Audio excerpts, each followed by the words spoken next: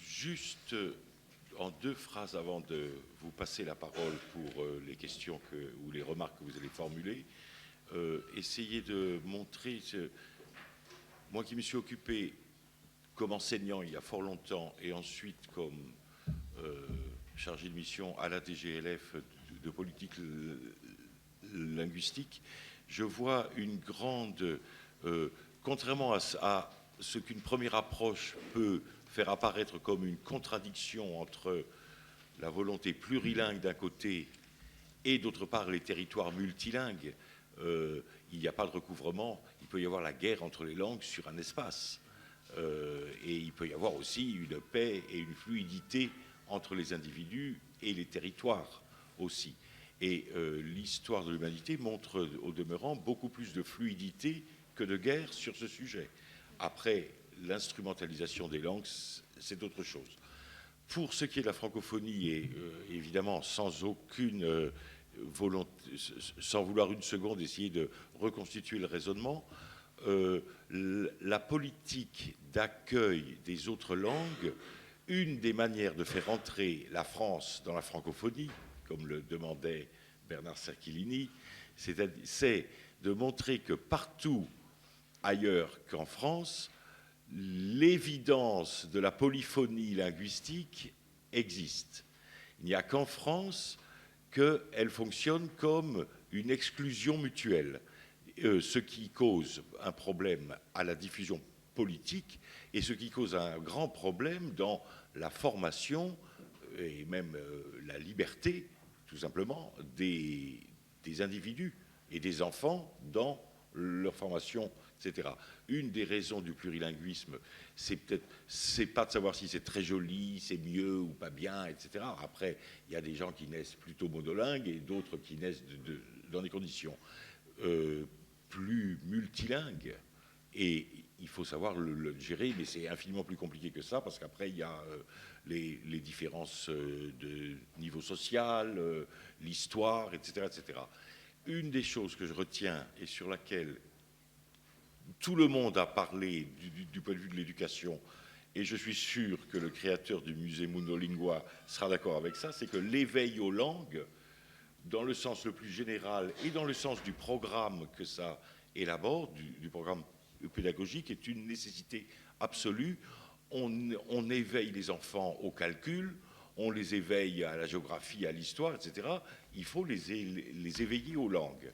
Et pour terminer cette harangue que je me permets de prendre, puisque m'autorise à prendre la parole, bon, d'accord, il y a un point pour lequel je milite beaucoup et qui pourrait aider la francophonie à la fois sur le plan des individus dans ses rapports avec les autres langues et sur le plan politique, c'est de considérer les langues comme quelque chose qui a des fonctions qui peuvent être serrées, différenciées, et que la compréhension est d'une certaine façon à la fois techniquement et éthiquement plus importante que la production. Après, bon, je le dis comme ça, brut de décoffrage. Et la compréhension, par exemple, quelqu'un tout à l'heure a posé une question sur les possibilités de francophonie en Amérique latine. Eh bien, c'est très exactement sur la compréhension que ça marche. Monsieur Launay nous a montré avec brio, en quelques phrases, comment la structuration même de la pensée se faisant à travers la langue, c'est par la comparaison des variantes et des invariants que l'on arrive à construire la conscience de sa propre langue et en même temps de l'autre langue. Et j'ajoute que, par exemple, dans le cas des langues romanes, il y a une telle proximité des invariants qu'il est infiniment facile, et dans un autre cadre, je peux le montrer, comme je l'ai fait des centaines de fois, en 1 heure, que vous comprenez toutes les autres langues romanes avec un tout petit peu d'orientation, et en vous basant sur, en quelque sorte, la comparaison floue avec votre propre langue, quelle qu'elle soit, que vous soyez francophone à l'origine, ou italophone, ou hispanophone, etc. Et il y a là, dans la politique des langues, si chacun se bat contre l'autre, comme quand on fait le 100 mètres aux Jeux Olympiques, le gagnant sera toujours le même, celui qui a le pouvoir économique avec lui. Si on cherche des alliés, et donc on oublie la compétition style stade pour chercher une compétition type politique, là on peut trouver quelque chose de beaucoup plus intéressant, parce que totaliser les locuteurs de langue romane, qui sont donc des langues extrêmement proches, c'est 1 milliard d'individus sur Terre. Alors ce n'est pas tout à fait la majorité de nos jours, enfin c'est un nombre qui commence à suffire pour avoir une pression suffisante, si vous voulez. Et donc le mode d'approche des langues comme une interaction d'intelligence et pas seulement un objet à apprendre par cœur, la première chose, et deuxièmement, en serriant les choses, c'est-à-dire en cherchant, par exemple, à privilégier la compréhension, on va beaucoup plus loin, on prend les gens beaucoup plus pour des adultes, on leur permet un accès beaucoup plus immédiat à toute une culture.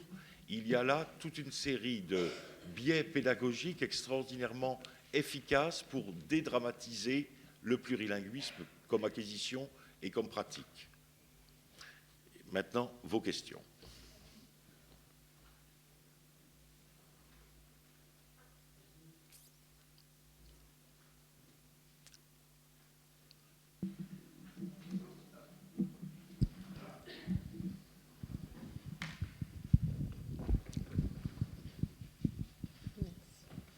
Bonjour, merci pour tout ce que vous avez dit. Je m'appelle Léa Inzelin, je suis professeure de français langue étrangère et diplômée d'un master francophonie, plurilinguisme, médiation interculturelle.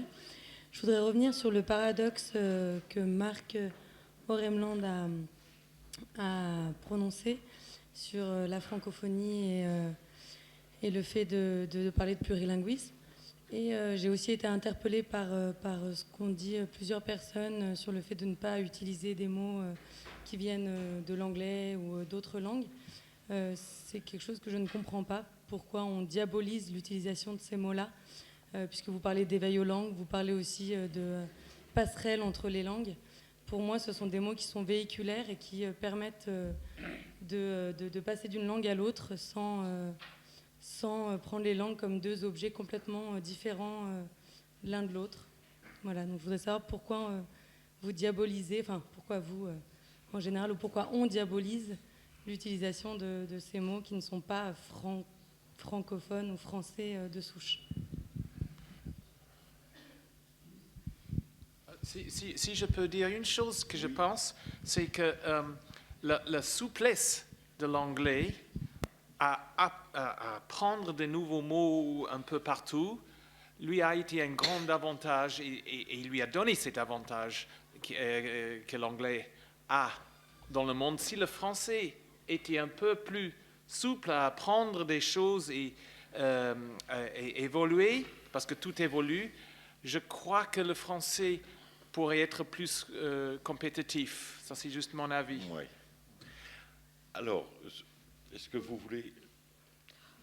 Vous avez un avis sur ça? Oui, j'ai un avis. Eh bien alors... C'est vrai que pour ma part, ayant tendance à privilégier la grammaire sur le lexique, je dis que c'est moins grave. Je comprends les irritations. J'en ai quelques-unes qui ne sont pas toujours celles de la plupart des gens. J'ai, il y a quelque temps, épluché les débats parlementaires qui ont abouti à la loi Toubon. C'est extrêmement intéressant. Oui. C'est extrêmement intéressant ce qui s'est dit dans ces débats. Au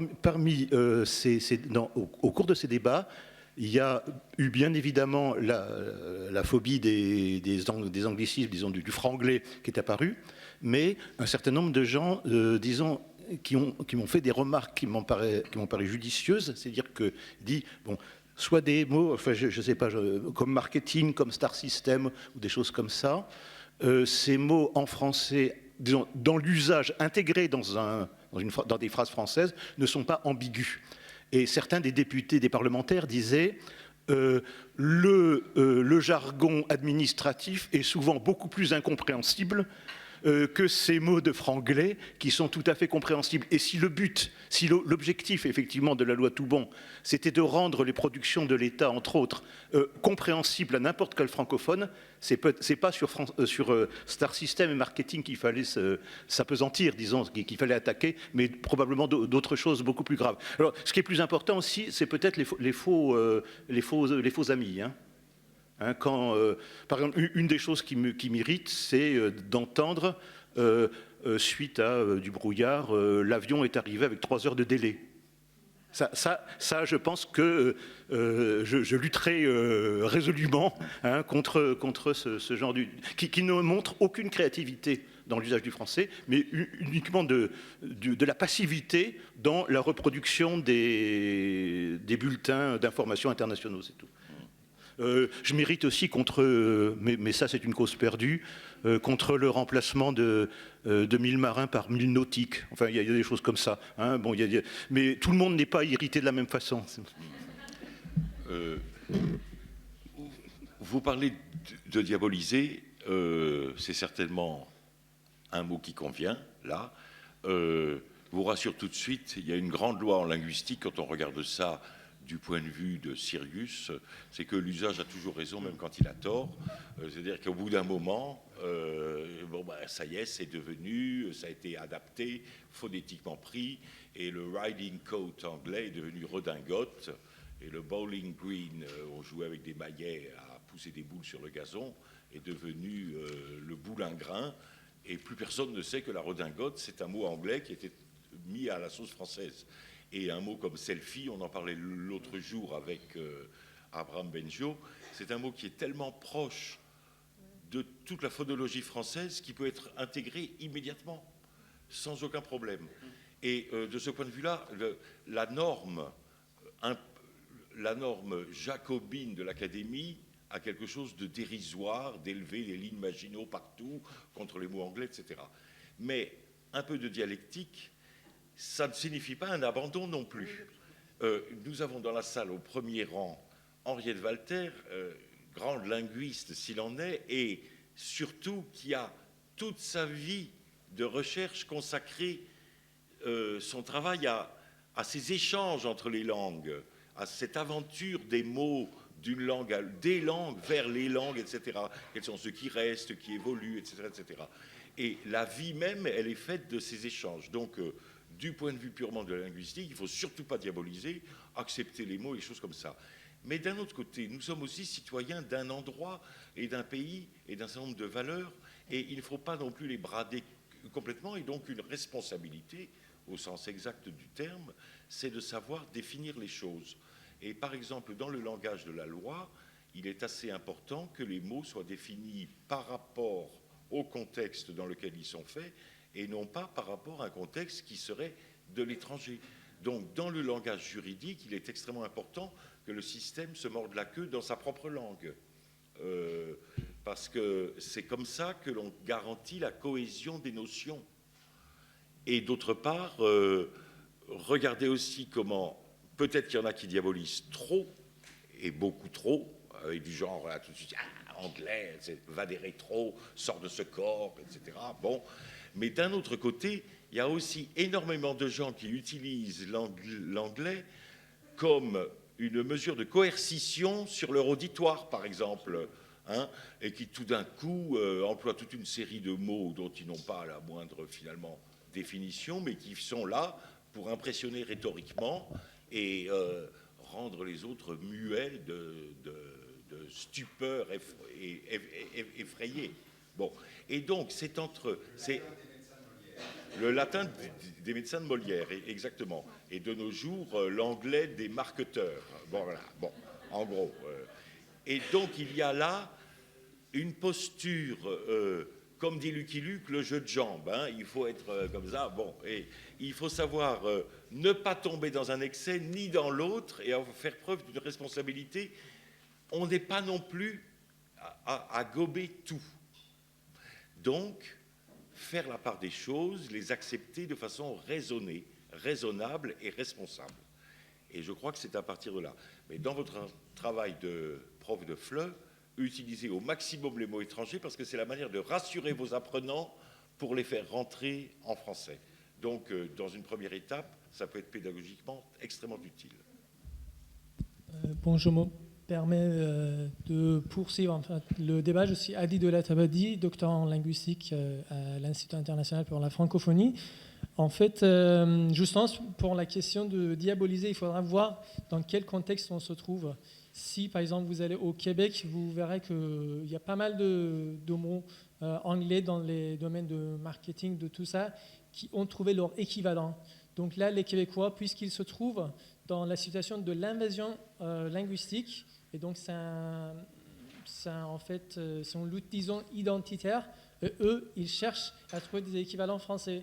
Mais si en France, on avait trouvé en fait tout de suite des équivalents français pour les mots anglais, ça aurait été beaucoup plus facile de l'accepter. Pourquoi le mot courriel s'utilise maintenant très facilement?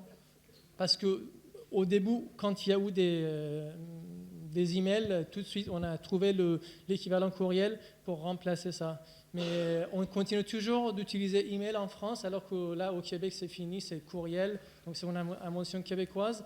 Mais il faudra, à mon avis, que les linguistes, les académiciens soient vraiment réactifs à des nouveaux phénomènes pour proposer le plus rapidement possible des équivalents pour ne pas tomber dans des pièges de diaboliser les termes anglais. Voilà. Merci. La loi Toubon a créé une commission de terminologie dans toutes les administrations qui est censée produire ces néologismes dont vous parlez. Et il y a une autre chose, c'est que pour reprendre la distinction entre le lexique et la syntaxe, les Québécois sont impeccables du point de vue du lexique et ne disent jamais bon week-end, mais bonne fin de semaine et tutti quanti. Et alors la syntaxe, pardon, mais l'anglicisme rôde là une phrase sur trois, hein, une expression sur trois. Et comme ils n'ont pas d'hygiène linguistique syntaxique, ils se battent sur un front qui n'est pas le bon. Parce que la pensée, elle passe par la syntaxe et pas par le vocabulaire. Tu as tout à fait raison. C'est la première remarque que je voulais faire. Tu l'as faite. En effet, défendons la syntaxe. Ils ne se rendent pas compte au Québec souvent qu'ils sont en train de couler des termes français dans une syntaxe qui est celle de l'anglais, et c'est beaucoup plus grave. La deuxième remarque, vous avez tout à fait raison. Quel est le problème? Le problème, c'est que c'est dommage que Loïc ne soit plus là, parce que j'aurais bien aimé en discuter avec lui. Oui.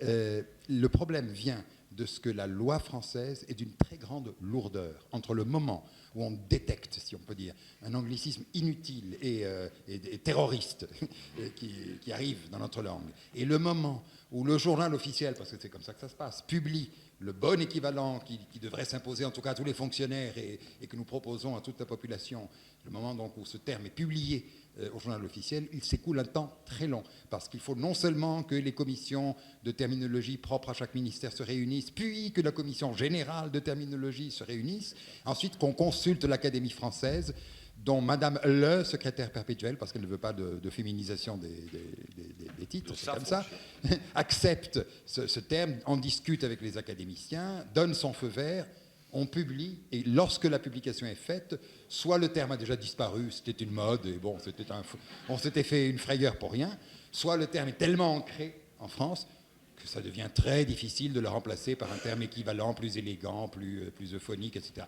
Dernière remarque, et je me tais, comme je n'aime pas me battre contre les moulins à vent, malgré mes origines espagnoles, j'ai pas baissé les bras. Mais moi, j'en viens maintenant à accepter, comme on a toujours fait, des termes venus de l'anglais, dès lors qu'ils peuvent s'intégrer dans la phonétique du français. Moi, je ne me battrai pas pour dire égo-portrait ou je ne sais quoi. Voilà, un selfie, ça va très bien. Je l'écris IE, bien sûr, sans Y, mais un selfie, ça passe, ça s'entend très bien en français. Mais je me battrai toute ma vie contre les benchmarking et autres, pas seulement à cause du concept, bon, inutile. Une étude de benchmark, ça se vend 3 fois plus cher qu'une étude de marché ou une étude comparative, parce qu'évidemment, benchmark, ça en impose. Mais surtout parce que c'est un terme qui est absolument incompatible avec la mélodie, avec la phrase française dans sa phonétique, et ça, c'est intolérable. Alors que benchmarking, ça vient du mot banc, et du mot marché. Alors, deux petites questions, puis après, on va être obligé d'arrêter. Puisqu'on va suivre. Quoi? J'ai une question pour Madame Rakato Malal. Est-ce que vous êtes entendue? Est-ce qu'on l'a entendu? Est-ce que vous êtes entendu à l'Éducation nationale avec ce que vous dites? J'ai bien compris la question. Répondez franchement. Ils ne sont pas venus, ils se sont tous excusés aujourd'hui. Mais sinon, Je suis une officielle. Écoutez, dans la circulaire de rentrée de 2013, par exemple, il y avait favoriser le partenariat avec les parents d'élèves. Il y avait un frémissement quand même en direction de ces choses-là. Et puis, il s'est passé sur notre territoire les attentats de Paris, d'accord? Et là, les choses sont devenues un peu plus dirigées vers la laïcité, vers la citoyenneté. Donc, là où il y avait tout un paragraphe sur ce partenariat, il y a maintenant à la place la laïcité. Donc, moi, sur le terrain, ce que je fais, c'est que je partage, entre guillemets, la bonne parole. Donc, quand les enseignants sont partants, j'y vais. Mais c'est vrai qu'au niveau de la formation, c'est loin d'être pris en compte. C'est vraiment dommage. Pourtant, c'est l'occasion jamais. Bonjour, je suis Daphna Coroni, postdoctorant. Je viens d'être intégrée à l'Institut de la francophonie. Je suis italienne, je viens de Londres, où en fait j'ai étudié la migration dans l'espace francophone, et en particulier la quête des soins et la prise en charge des migrants à Paris. Et en fait, c'est ce que j'ai rencontré pendant mon terrain là-bas. Et c'était exactement ces concepts des métissages culturels utilisés dans la pratique psychiatrique transculturelle. Ce qui m'a troublé un peu, peut-être parce que mon background est anglais, ce que j'ai trouvé difficile à comprendre était cette idée de métissage en tant que contenu, de garder le contenu, mais revêti, comment dire, la langue française comme un habillage d'un contenu que les migrants portaient en thérapie. Est-ce que c'est possible de garder les deux, cet habillage linguistique en gardant le contenu? Alors, merci d'avoir posé cette question. J'avais prévu de faire allusion à cet aspect qui est absolument fondamental dans la prise en charge des migrants. C'est la présence nécessaire, obligatoire des traducteurs. C'est-à-dire qu'on ne peut prendre... C'est pour ça un peu que je parlais de... On utilise une langue pour apporter une parole. Qu'est-ce qu'on dit? Voilà. Donc, il y avait l'aspect veille aux langues, mais il y a aussi cet aspect qui coûte cher, qu'on n'a pas forcément dans les écoles. En tout cas, il n'y a pas de... Sauf peut-être à Paris où il y a de l'argent. Mais on essaie de faire venir des traducteurs pour que la parole ne soit pas justement plaquée sur une langue française, que le patient ou la personne dont on parle ne soit pas plaqué sur son contenu. Voilà. Vous avez tout à fait raison, c'est primordial.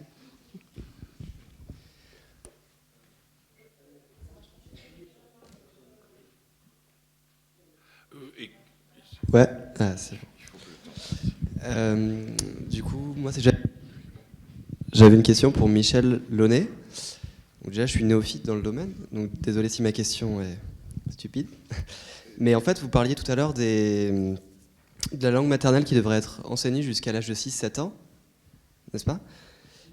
Et j'ai pas exactement compris, en fait, pourquoi vous avez dit ça, et surtout, en fait, par rapport à ce que Madame Rakotomalala a dit par rapport à la langue maternelle qui aussi signifiait plusieurs réalités. Tout à fait, je suis d'accord avec toutes les corrections et toutes les nuances et toutes les précisions qu'a apportées ma collègue sur la notion de langue maternelle. Je l'ai prise un petit peu en bloc comme si c'était une notion qui allait de soi. Alors, admettons, bon, je prends le cas où ça va de soi, hein, ce qui n'est pas tous les cas, hein, bien évidemment, ça peut être beaucoup plus complexe, hein, que ça. Mais disons, si on a un enfant qui a une langue qu'il développe dans sa famille, comme première expérience du langage humain, hein, ceci doit être, disons, ne doit pas être persécuté, certainement. Et si c'est possible, ça doit être soutenu exactement de la même façon que dans les classes de maternelle, dans les écoles francophones, on a ce qu'on appelle des activités de langage qui consistent à encourager la verbalisation, sensibiliser au moins intuitivement aux sonorités à travers des comptines, à la structure, à la syntaxe à travers des structures de phrases, etc. etc. Écouter des contes, enfin toutes ces activités qui n'apprennent pas le langage. Je n'ai pas dit apprendre sa langue, hein. Je n'ai pas dit ça. Hein, j'ai dit soutenir le développement de sa langue maternelle. C'est ça le problème, hein, avec des activités telles que celles que je viens d'écrire. Pourquoi ? Parce que si on entrave, parce que, disons, si on le persécute, c'est une catastrophe pour la personne et peut-être pour la collectivité. Ça donne de la honte, ou de la honte qui se retourne en violence. Hein, bon. Si on peut... au minimum, la laisser se faire. Hein. Par exemple, je pense qu'un détenteur d'autorité, un enseignant, ou pire, un inspecteur, ou pire, plus haut placé encore dans la hiérarchie, qui dit aux parents « ne parlez pas votre langue en famille et ne parlez que le français aux enfants », ceci doit être, à mon sens, considéré comme une faute professionnelle. Hein, parce que ça va à l'encontre de tout ce qu'on sait par ailleurs sur le développement du langage. C'est une faute professionnelle grave. Hein, merci. Merci. Et donc, si on, même les prisons. Oui, si on a le moyen, comme je dis, de le soutenir, soit par des instituteurs, des professeurs des écoles qui savent le faire, soit par des intervenants en langue maternelle, comme ça peut se produire dans certains endroits, avec du Lala, en Guyane, etc. Très bien. Je n'ai pas dit apprendre. Hein. On développe la langue en famille. J'ai traité du cas où on développait la langue en famille et non pas à l'école, où elle était soutenue à l'école. Voilà, c'est ça.